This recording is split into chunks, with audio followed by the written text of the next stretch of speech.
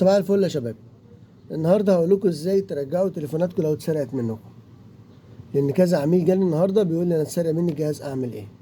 ايفون واندرويد اتنين في جنب بعض جايين مع بعض، كل واحد من منطقه وداخل بيقول لي انا اتسرق مني الجهاز هنا. اتعملت معاه لقطه كده ان هو طالع الاتوبيس، واحد نازل واحد طالع، اللي نازل بيزق عشان ينزل والتاني راح لقطه من جيبه. قصه كده فيلم، يعني الحرامي بيشتغل عشان يعرف ازاي يسرقك. هنرجع ازاي لو كان ايفون؟ مبدئيا رقم واحد، تخش على الانترنت وبالاي كلاود بتاعك من فند مع ايفون، ان انت توصل على ان انت تكتب رساله على اللوجو بتاع الشاشه ان هذا الجهاز مسروق، رقم صاحب الجهاز. مجرد ما تحط فيه شريحه بتظهر اللوجو ده، فخلاص اي حد ماسكه يفهم ان الجهاز ده مسروق. ماشي.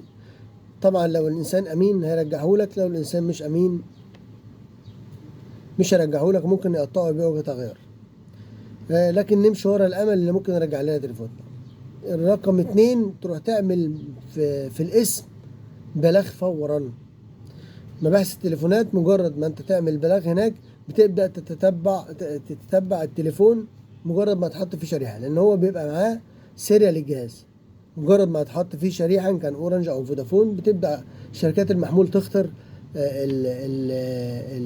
مباحث التليفونات ان السيريال حضرتك اللي عاملة بيه محضر ان تتبع ان الجهاز مسروق، اتحط فيه الشريحة الفلانية وفي الحتة الفلانية، فيبداوا يتتبعوه لحد ما يوصلوا له. وكتير ناس جت تليفوناتها عن الطريقه دي. في ناس تقول لي ما احنا ممكن الجهاز يتعمل له تخطي ايفون يعني. اقول له ما هو بيتعمل تخطي اي كلاود دلوقتي وحذف اي كلاود، ايه المشكله؟ بس مش هغير لك السيري، يعني الشريحه هتجيبه مجرد ما احط فيه شريحه. وتخطي اي كلاود دلوقتي لحد ايفون اكس بس ممكن تعمل باي باز للجهاز تخطي فوق، لان ده كان فيه ثغره البوت روم. خلاص البوت وخلاص عرفناها.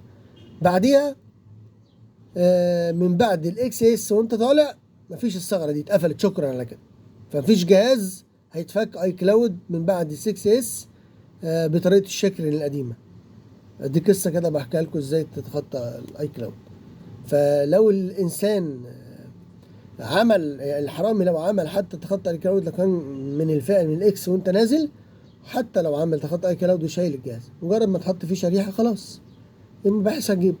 فانت املك الوحيد الاول في ربنا طبعا والمباحث. وطبعا الرساله اللي انت بتبعتها اي كلاود دي بتبقى مبدئيه، لان هي هتسعفك في اللي هيمسك التليفون. لو محل تليفونات واحد جاي يبيعه، خلاص هو شاف اللوجو، اول حاجه بيعملها بيحط شريحه عشان يجس النبض يشوف الجهاز ده ايه. فهمتوا؟ الاندرويد نفس القصه. انت هتروح تعمل بالعلبه بتاعتك، هتروح تعمل محضر في الاسم، ونفس القصه هيتتبعوا.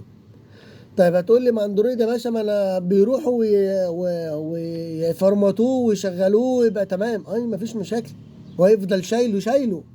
لكن السيريال ما بيتغيرش يا جماعه. السيريال ده بتاع الجهاز ده ما بيتغيرش، ده اللي المباحث التليفونات بتقدر توصل من خلاله. لان السيريال دوت اول ما يحس باي شريحه دخلت جوه الموبايل بيدي يختار يا جماعه السيريال ده دخل فيه شريحه، الموبايل ده في الحته الفلانيه. فهمتوا الفكره؟ في ناس طلعت شاطره، منهم واحد شاطر جاب فيديو للشخص اللي سرقه من المنطقه، كان في فيديو مصور راح جابه. فالفيديو ده يفيدك في ايه؟ ان انت مصور الحرامي؟ لا، يفيدك كتير جدا. انك لما تروح الاسم هناك، في التقنيه الجديده في الاسم دلوقتي، تقنيه الذكاء الاصطناعي، ان انت يقدر يفلتر صور الناس. بيجيب صورة الشخص ويقدر يفلترها على البطايق، اولا في المشتبهين وبعد كده في عامة الشعب. يقدر ان هو يوصل للشخص ده مين، بياناته بالكامل بقى، بيروح يتقبض عليه. هتقول لي طب الصورة مشوشة شوية، مفيش مشاكل. برضو الاسم هناك عندهم ان هو يقدر يفلتر الصورة ويطلع الملامح واضحة، ويقدر من خلالها يعمل فلتر على الناس ويقدر يوصل للشخص اللي سرق ده. فدي خطوة لوحدها هتكلفك شوط جامد جدا، ان انت وصلت للراجل الحرامي خلاص. انت الاسم كده يعني انت بتدور من ناحية الجي بي اس والسيريال، والاسم يدور عن ناحية الشخص نفسه، فهيمسكوه.